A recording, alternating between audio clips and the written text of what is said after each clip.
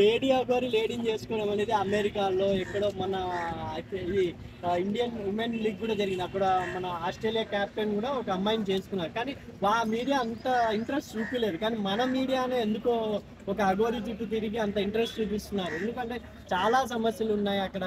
AU భూములు అంట ఏవేవో ఉన్నాయి. కానీ ఇప్పుడు హైదరాబాద్లో అందుకే ఎండ కాస్తున్నా వర్షం పడింది మధ్యాహ్నం. ఇలాంటివన్నీ ఫోకస్ చేస్తున్నారనే.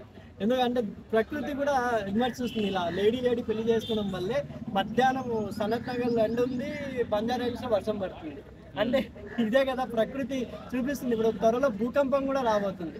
దీనికి ఎందుకంటే మన ప్రకృతి విధులు ఎవరైనా ప్రయత్నిస్తే ప్రకృతి హెచ్చరిస్తుందండి.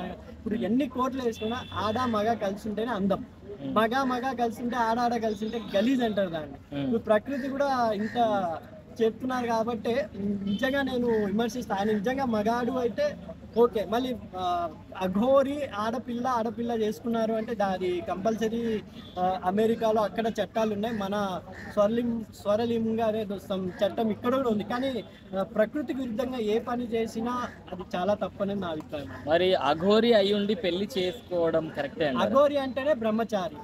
వాళ్ళు అఘోరీస్ ఎంతో రియల్ అఘోరి అని చెప్పుకునే వాళ్ళకి ఒక మచ్చ అన్నట్టు. ఎందుకంటే మన అఘోరీస్ అంటే వాళ్ళు మొత్తం ఫ్యామిలీని ఇచ్చిపెట్టేసి కఠోరమైన దీక్షలో కఠోరమైన శివుడి ఆజ్ఞలో ఉంటారు.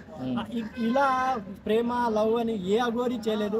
ఒక బాబా ఆల్రెడీ చేశారు. ఆయన ఏదో స్వయంగా రాజ్యం పెట్టుకున్నారు. మన రజిత గారు ఉంటారు కదా సినిమా అయిన అలాగే స్టోరీ జరుగుతుంది వీళ్ళది కూడా. కానీ ఓన్లీ మీడియా ఫోకస్ ఎక్కువ అయిందేమో, అది లైట్ గా తీసుకుంటే ఇంకా మంచిదేమో అనిపిస్తుంది.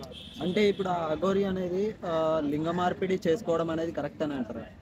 అఘోరి అంటేనే నేను చెప్తున్నా కదా, అఘోరి అంటేనే పవిత్రమైన లింగ మార్పిడి చేసుకోవడం. శరీరం మీద అఘోరి అవ్వడానికి శరీరం మీద ఎలాంటి వ్యామోహం అనేది ఉండకూడదు కదా. అవును, వాళ్ళ తల్లిదండ్రులే చెప్పారు కదా ఆయన పక్క మగాడు అలా ఎందుకు చేసుకున్నాడు నాకు సంబంధం లేదని తల్లిదండ్రులే పట్టించుకోనప్పుడు మీడియా కూడా పట్టించుకోకపోతేనే బాగుంటుందని నా అభిప్రాయం.